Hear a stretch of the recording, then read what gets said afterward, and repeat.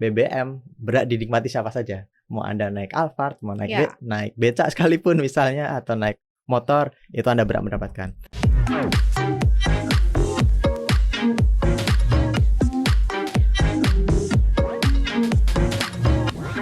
Hai Sobat Cuan, selamat datang di podcast Cuap Cuan. Apa kabar Sobat Cuan? Semoga selalu dalam keadaan kondisi sehat walafiat ya. Di penghujung bulan Juni, akhirnya artinya adalah di ujung-ujung semester 1 2022 ya. Bentar lagi kita akan masuk ke 6 bulan kedua di 2022. Semoga juga kondisi keuangan Sobat Cuan makin baik dan semuanya berjalan dengan lancar. Selamat datang di Koneksi Konten Ekonomi seksi. Yeah, ada Maria Katarina di sini dan ada Head of Research CNBC Indonesia, Argun Arif Gunawan, dan ada produser CNBC Indonesia TV, ada Mas Adam Isa. Halo. Oke, kita akan bahas yang menarik buat Sobat Cuan ya, terkait mengenai kalau mau beli Pertalite itu harus pakai My Pertamina atau harus daftar dulu. Nah, ini berarti dengan kata lain akan terdaftar nih siapa-siapa aja yang cukup berhak untuk mendapatkan BBM bersubsidi.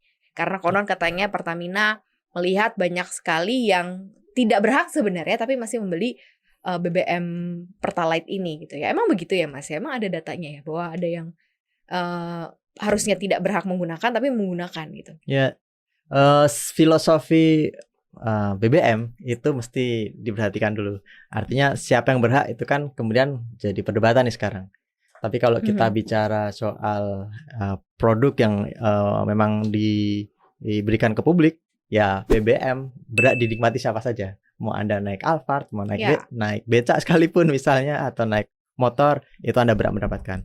Tapi di Indonesia ini kan harga minyaknya memang kalau menurut amanat undang-undang idealnya memang disubsidi. Tetapi problemnya adalah harga minyak mengikuti harga pasar gitu. Kita tidak lagi raja minyak kayak tahun 60-an, 70-an gitu ya. Di Arab Saudi ada booming minyak. Kita mungkin belum apa-apa, tapi setidaknya pada tahun 80-an kita mulai eksplorasi. Nah, kita naik eksportir. Dan kalau kita bicara pada kondisi itu, maka sangat-sangat mudah mensubsidi harga minyak kita gitu ya untuk BBM. Tetapi sekarang kondisinya udah berbeda, kita net importir. Jadi kalau bicara subsidi maka tidak bisa lagi ideal. Makanya mungkin pemerintah mulai mewacanakan ini tepat sasaran atau tidak gitu. Jadi kalau isu mengenai siapa yang berhak, ya itu kita kembali pada filosofinya. Ini BBM barang apa ini? Tetapi kalau kita melihat pada praktikal untuk hukum supply and demand, memang harus diperhatikan bahwa subsidi BBM itu sekarang semestinya memang dievaluasi. Karena sudah nggak masuk lagi kita, kalau bandingkan dengan negara lain, harga BBM kita masih relatif murah dibandingkan dengan Vietnam, dibandingkan dengan Singapura, Thailand gitu. Kita hanya kalah dari Malaysia, harga BBM kita yang around 95 itu. Kalau lo ngeliatnya kayak gimana Mas Adam? Kalau untuk saat ini sih sebenarnya memang menaikkan harga BBM itu seperti kebijakan yang tidak populer ya. Nah, untuk kan setelah pertama tadinya kan kita duga-duga Pertalite gitu kan juga mungkin akan naik. Sementara harga keekonomiannya pun sudah di atas. Mungkin kemarin kalau tidak salah Menteri ESDM bilang sudah di atas 30.000 ya harga keekonomian, harga pasarnya. Tapi sampai saat ini pemerintah masih menahan di 7.650 gitu.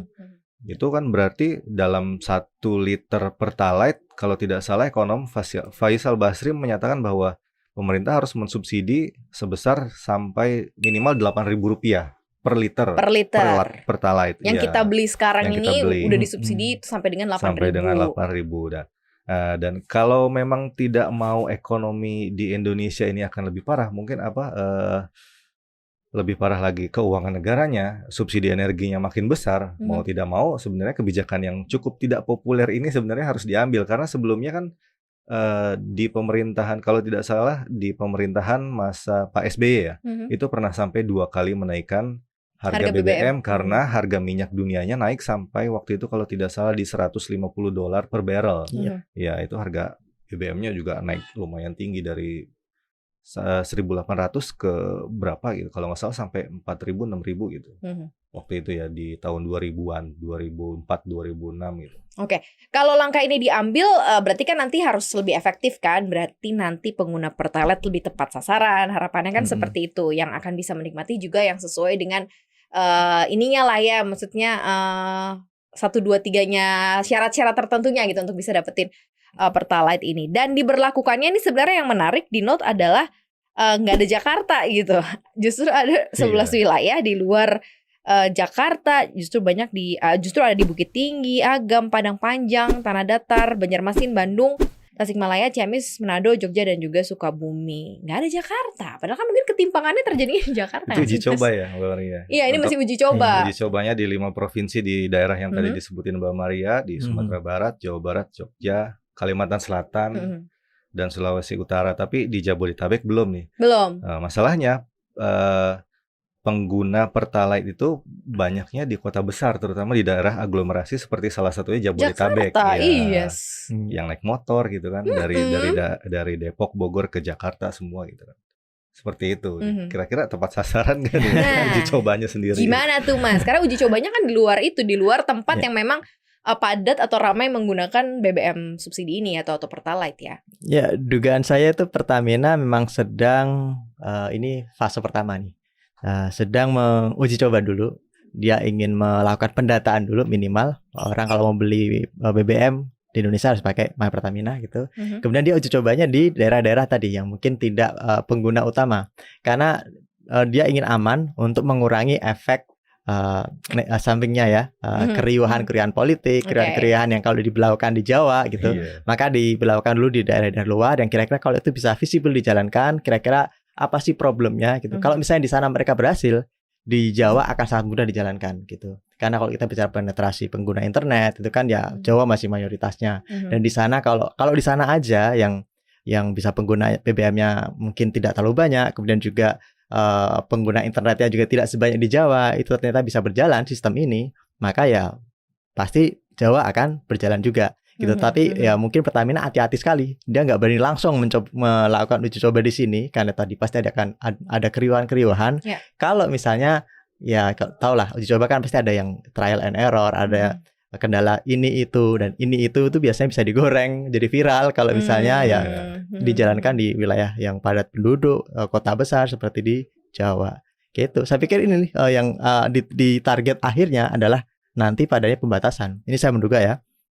Setelah kita nanti pakai My Pertamina, maka kita kan udah ketahuan profil kita, data kita ya kan, sudah jadi satu di Dukcapil, kemudian mungkin nanti kita akan bisa dilihat profilnya, ini pendapatannya berapa, dan nanti baru akan ada klasifikasi di situ. Mungkin kita akan ada kuota pertama mungkin. Kemudian untuk mereka saudara-saudara kita yang mungkin dianggap sasaran dari subsidi BBM ini, maka mereka akan mendapatkan kayak voucher. Mungkin jatahnya 1 bulan berapa harus dihabiskan lewat itu misalnya.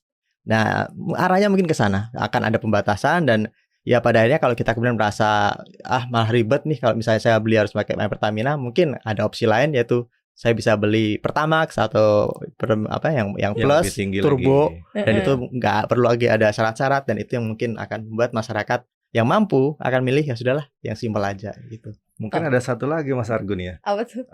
Ini kayak membuat mungkin kalau harga BBM naik, terus cara pembeliannya juga agak ribet. Untuk beberapa orang tertentu mungkin akan mengubah cara dia pergi ke kantor atau bertransportasi, pindah ke transportasi umum. Benar. Jadi seperti itu. Tapi masalahnya di Indonesia ini, khususnya di wilayah Jabodetabek mungkin ya, untuk kita mau keliling Jakarta dan sekitarnya, kalau kita hitung, mungkin saya pernah menghitung saya sendiri terus tanya beberapa teman gitu, apakah akan lebih murah kita keliling naik sepeda motor atau mobil pribadi dengan kendaraan umum gitu kan?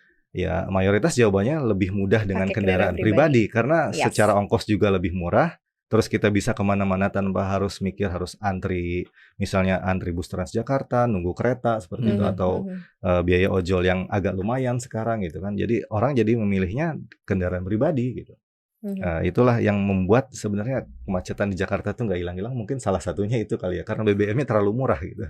Jadi harusnya seperti apa? Dinaikin aja kan nggak populer gitu dan susah, nanti malah menimbulkan kisruh gitu nggak sih Mas? Iya, memang naik terus sih alokasi subsidi BBM dan LPG kita gitu. Kalau menurut catatan kami nih misalnya tahun 2015 itu kan awal nih mulai ada sistem kompensasi subsidi BBM. Jadi masih subsidi tapi ala-ala gitu.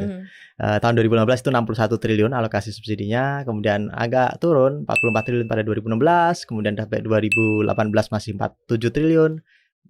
sampai 2020 masih 47 triliun. Nah, 2021 kemarin tahun lalu itu lonjak hampir 2 kali lipat menjadi 83 triliun. Jadi memang ada lompatan alokasi subsidi yang dibebankan lewat Pertamina gitu. Nah, ini yang membuat saya pikir pemerintah harus mulai berpikir ulang gitu. Ada produk yang ya sekarang ini kan masih disubsidi katanya 8.000 kalau menurut Pak Faisal Basri. Nah, itu memang memberatkan APBN karena pilihannya kalau mau mengantisipasi situasi sulit ini ya ada dua, mau naikin pajak ya kan untuk nutup subsidi itu atau naikin utang. Dua-duanya kan nggak menyenangkan gitu. Nah, ada opsi ketiga yang mungkin juga cost politiknya tidak terlalu besar, kecuali nanti kalau 2024 ya ini menaikkan harga. Tapi saya kok menduga ini tidak akan dijalankan. Pertamina akan mencoba mengatur terlebih dahulu agar subsidinya tepat sasaran dengan tadi memakai My Pertamina. Kan kalau dinaikin juga harganya kan nggak ada cost politik 2024 kan nggak bisa maju lagi. Kelompoknya masih ada. Oh gitu. Di belakang-belakangnya. Iya.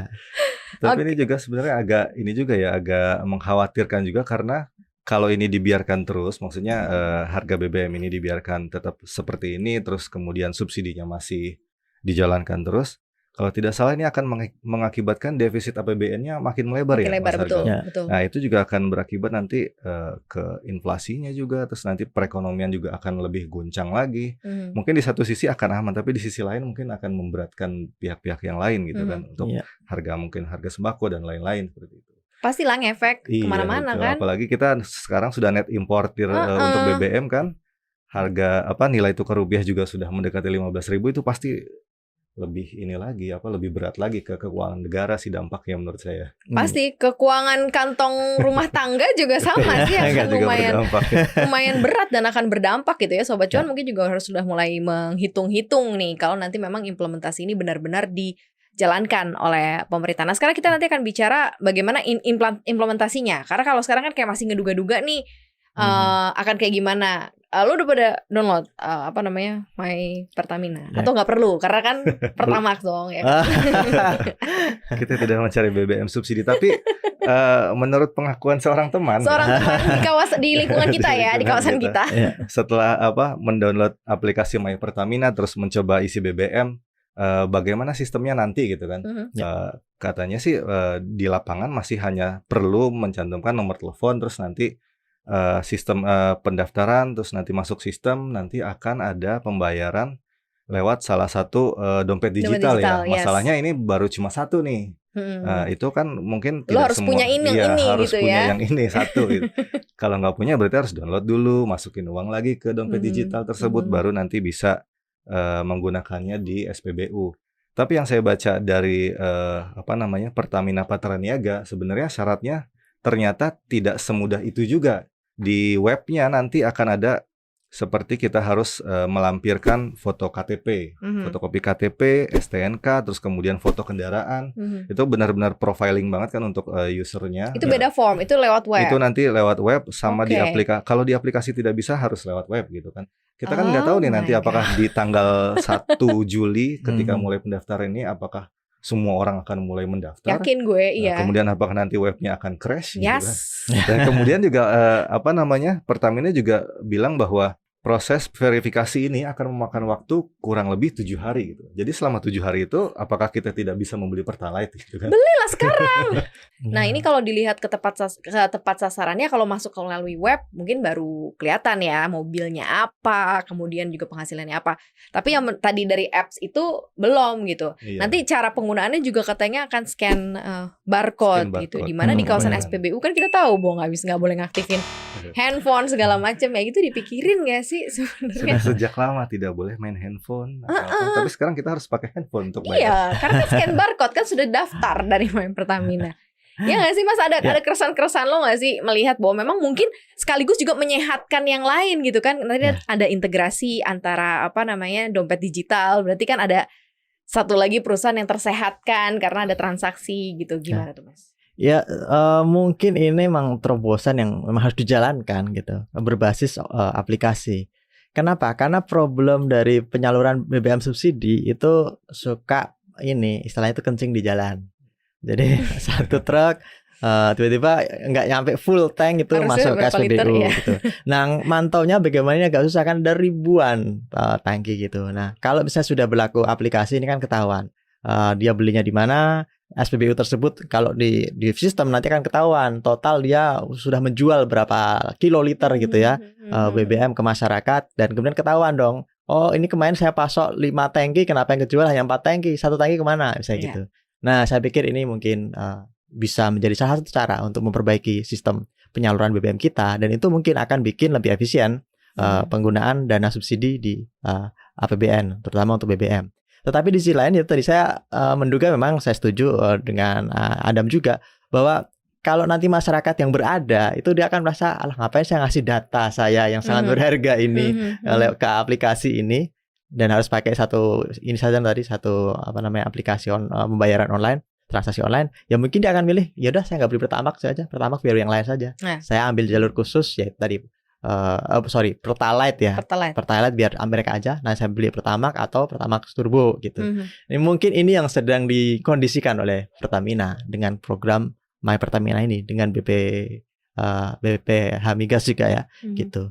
Jadi ya arahnya mungkin harusnya memang sudah dimulai sih sekarang ini. Karena kalau kita bicara subsidi suka ini orang bilang ini kita berapa juta kiloliter, ada nggak pembuktiannya? Nah, ini forensiknya susah auditnya. Nah, kalau ada aplikasi ini mestinya sih nanti terbantu untuk audit forensik penyaluran BBM subsidi kita gitu. Dan mungkin juga ngurangi orang-orang untuk beli Pertalite. Mereka akan lebih milih Pertamax biar gak ribet gitu. Mungkin ada satu masalah sosial juga sih yang sering kita temuin di khususnya sih di daerah ya, di daerah Sumatera, di Kalimantan gitu. Kalau kita keluar kota, orang-orang akan cenderung lebih mudah mendapatkan bensin itu di retail eceran di pinggir-pinggir rumah gitu, tapi di SPBU-nya habis-habis gitu. Karena mereka jadi yang orang dijual dia belinya pakai jerigen dalam jumlah besar gitu. Mungkin itu akan mengurangi itu juga kali ya. Jadi untuk secara tata kelolanya akan jadi lebih baik. Dan tapi itu ngebantu tahu. Membantu ekonomi orang-orang tertentu yang menjadi penjual itu ya. Tapi jangan lupa Pertamina juga mulai bikin Pertamini. Dan sudah ada di mana-mana. Tapi ini kan eceran yang dimaksud sama Mas Adam adalah yang di botol-botol gitu kan. Nah, saya pikir itu nanti akan direkrut Pertamina mungkin. Dinaik kelaskan gitu ya. Menjadi Pertamini di daerah-daerah gitu. Saya pikir itu masih oke sih kalau bicara ya visinya seperti ini, kayaknya aman gitu, bagus.